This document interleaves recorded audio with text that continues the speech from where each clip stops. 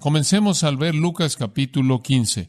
Lucas capítulo 15, un capítulo muy conocido, el cual está incluido en la parábola del Hijo Pródigo, como es llamada. Realmente es la parábola de un padre perdonador. Es nombrada de manera equivocada el Hijo Pródigo. Realmente es la historia de un padre perdonador, o el padre amoroso. Veamos Lucas 15 y versículo 11. También dijo un hombre, tenía 2 hijos, y el menor de ellos dijo a su padre: Padre, dame la parte de los bienes que me corresponde, y les repartió los bienes. No muchos días después, juntándolo todo, el hijo menor se fue lejos, a una provincia apartada, y allí desperdició sus bienes, viviendo perdidamente. Y cuando todo lo hubo malgastado, vino una gran hambre en aquella provincia, y comenzó a faltarle. Y fue y se arrimó uno de los ciudadanos de aquella tierra, el cual envió a su hacienda para que apacentase cerdos. No una ocupación apropiada para un buen niño judío. Y deseaba llenar su vientre de las algarrobas que comían los cerdos, pero nadie le daba. Y volviendo en sí, dijo: ¿Cuántos jornaleros en casa de mi padre tienen abundancia de pan, y yo aquí perezco de hambre? Me levantaré e iré a mi padre, y le diré: Padre, he pecado contra el cielo y contra ti. Ya no soy digno de ser llamado tu hijo, hazme como a uno de tus jornaleros. Y levantándose, vino a su padre, y cuando aún estaba lejos, lo vio su padre, y fue movido a misericordia, y corrió, y se echó sobre su cuello, y le besó, una y otra vez. Deténgase en ese punto. El Padre es Dios, el Hijo es el pecador mundano no religioso. Todo pecador tiene en un sentido creado a Dios como Padre, y todo pecador tiene privilegios porque Él es creado a la imagen de Dios. Este joven retrata al pecador, quien desperdicia esos privilegios en una vida disipada, no religiosa. Él tomó todas las cosas buenas que Dios le había dado, debido a que fue creado a imagen de Dios, y él salió y lo desperdició todo en una vida disoluta, inmoralidad y embriaguez y todo lo que usted podría incluir ahí. Él llega a un punto en medio de su condición de entrega al pecado, y él se da cuenta de que ha llegado al fondo. Él está sirviendo ahí a los cerdos, teniendo que comer su alimento de lo mismo. Y él se da cuenta de que así no debe vivir, y entonces él decide venir a Dios. Aquí está el pecador penitente, y él regresa a Dios, y él viene triste por su vida desperdiciada, triste por desperdiciar todos los regalos maravillosos que son de él, debido a que fue creado a la imagen de Dios. Él ha desperdiciado su tiempo y toda su oportunidad, pero él sabe en dónde está, él entiende su iniquidad, él entiende su impiedad, él quiere regresar y corregir las cosas con su Padre, con Dios, y él va de regreso. En el versículo 20, después usted ve el amor de Dios demostrado hacia un pecador penitente. Mientras que él está todavía lejos, él todavía va caminando por el camino, él ni siquiera ha podido llegar a la presencia de su padre. Su padre lo vio porque él estaba viendo, y él sintió compasión hacia él, y él corrió y lo abrazó y lo besó una y otra vez. Es la indicación del idioma griego. Aquí usted tiene un retrato de la naturaleza del amor de Dios. Y lo que es sorprendente acerca de este amor es que es dado hacia alguien que es totalmente inmerecedor, alguien que ha desperdiciado oportunidad y privilegio. Sin embargo, el Padre lo ve, siente compasión hacia él y corre para encontrarse con él y abre sus brazos para abrazarlo y lo besa de manera repetida. Aquí está la misericordia tierna, aquí está el perdón, aquí está la compasión, aquí está el Padre tratando al Hijo como si no hubiera pasado, como si sus pecados fueran sepultados en las profundidades del mar más profundo, alejados tanto como el este del occidente y olvidados. Aquí está el afecto efusivo. No hay una resistencia que dice: bueno, tú sabes, realmente has vivido una vida miserable y voy a dejarte entrar al reino, pero realmente no debería hacer eso. No hay esa actitud, no hay pasado, se acabó, ha desaparecido. Y todo lo que el Hijo experimenta es abrazos y besos repetidos y abrazos, y el gozo del Padre es abrumador. Y esto es un emblema de cómo Dios ama al penitente que viene a Él. Lo ama de manera abundante, lo ama de manera efusiva, grande, afectuosa. Y el Hijo está tan impresionado por esto. En el versículo 21, el Hijo le dijo a él: Padre, he pecado contra el cielo y contra ti. Ya no soy digno de ser llamado tu hijo. Es casi como si él lo aleja y le dice: espera un momento, ¿entiendes lo que yo he hecho? ¿Entiendes cómo soy? Es casi como si él no puede enfrentar esto. Esto quizás es la humillación más profunda. Venir a Dios es una experiencia humillante. Y la primera cosa que te humilla cuando vienes a Dios es la conciencia de tu pecado. Él fue humillado. Mientras que él estaba comiendo las algarrobas de los cerdos, él llegó a estar muy consciente de una vida disipada y desperdiciada. Él sabía lo que estaba disponible para él por parte del Padre. Él regresó, confesó su pecado en contra del cielo y de su Padre. Él es un penitente verdadero. Él está dejando su pecado, dejando su vida desperdiciada, y él viene a Dios y él está humillado en primer lugar por su pecado. Pero después, en segundo lugar, y quizás lo que es más profundo, él es humillado por la gracia de Dios. Lo que es más humillante que la conciencia del pecado de uno es la conciencia de la gracia de Dios. Eso es mucho más humillante. Y él quiere alejar a Dios, por así decirlo, decirle, ¿realmente entiendes lo que he hecho? Tú simplemente estás expresando tu amor y afecto hacia mí. ¿Sabes quién soy yo? Eso es inclusive más humillante. Pero así es el amor de Dios hacia un pecador penitente. Es rico, efusivo, generoso. Exalta este amor. El Padre ni siquiera responde a sus preguntas vacilantes. En el versículo 21, el Padre simplemente le dice rápidamente a sus esclavos, sacad el mejor vestido y vestidle, y poned un anillo en su mano y calzado en sus pies, y traed el becerro gordo y matadlo, y comamos y hagamos fiesta. Ni siquiera considera las preocupaciones del joven acerca de que él es digno o no. Él simplemente comienza la fiesta. Porque mi hijo, versículo 24, muerto era y ha revivido, y se había perdido y es hallado. Y comenzaron a regocijarse. Y ese es el retrato del amor de Dios hacia un pecador penitente. No es mínimo, es máximo.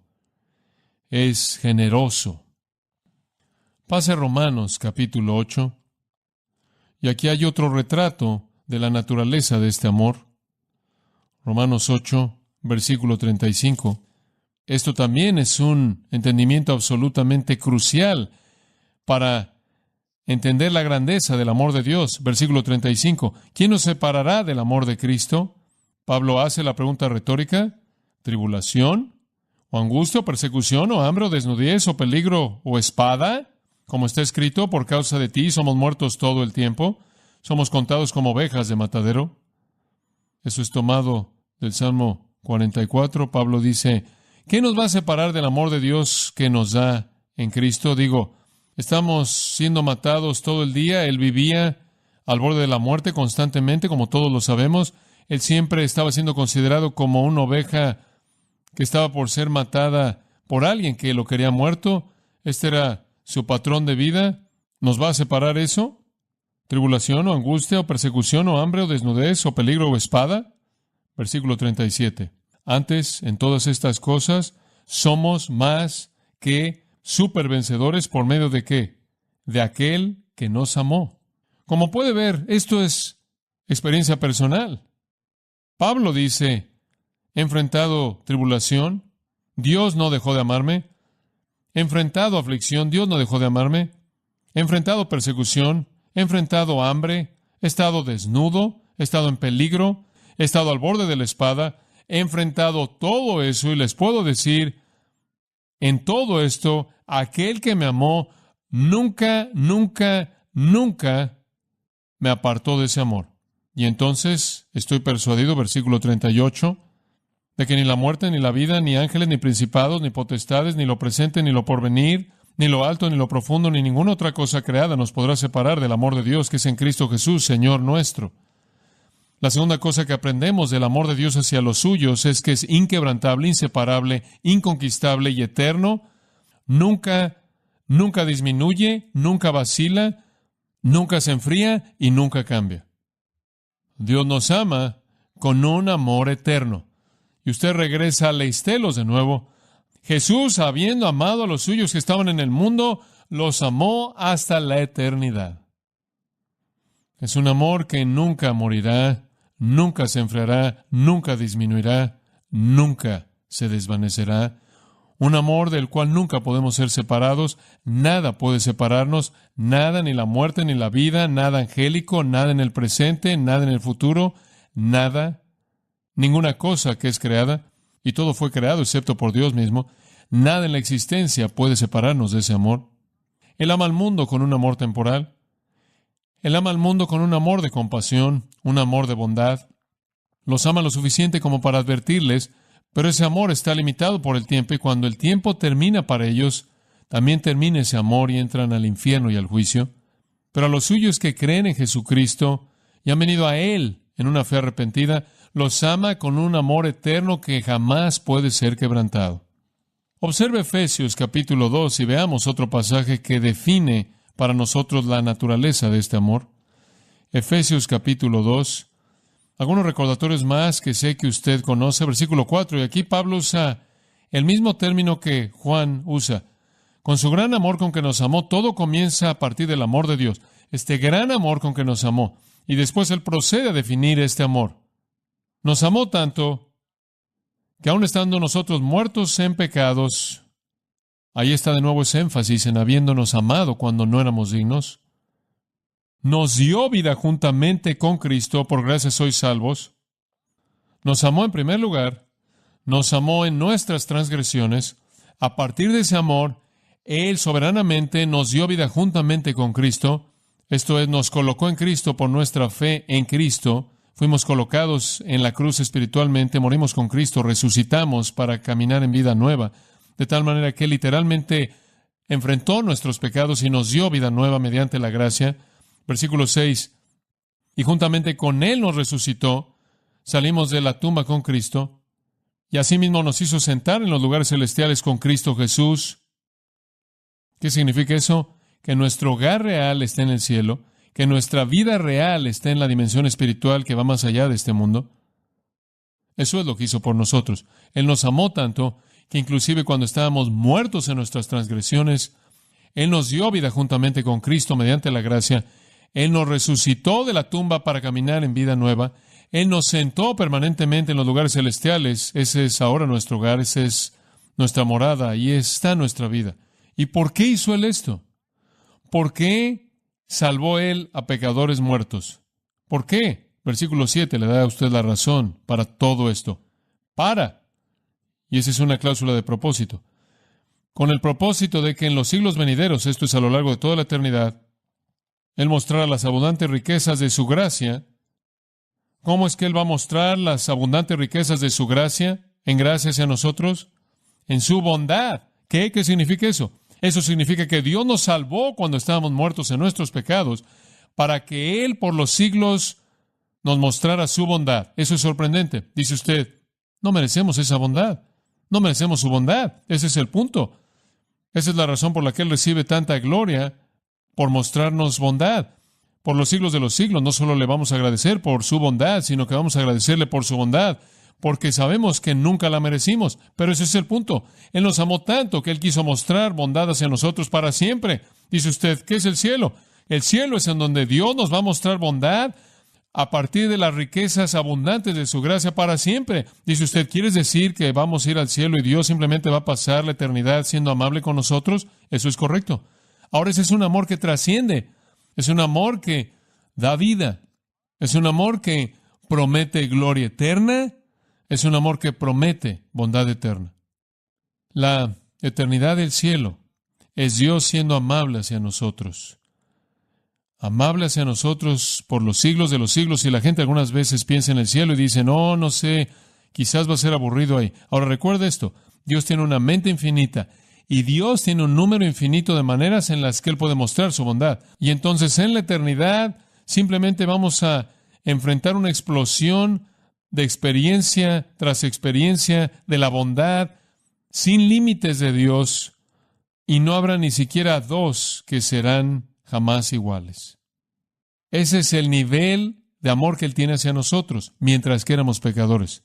Observe Efesios capítulo 5 y vea otra área de este amor, y ese es su aspecto purificador.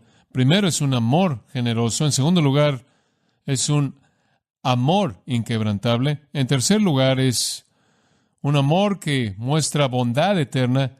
Y aquí está un amor purificador. Dice en el versículo 25, Cristo amó a la iglesia y se entregó a sí mismo por ella. ¿Por qué? ¿Por qué? Para santificarla, habiéndola purificado por el lavamiento del agua, por la palabra, a fin de presentársela a sí mismo una iglesia gloriosa,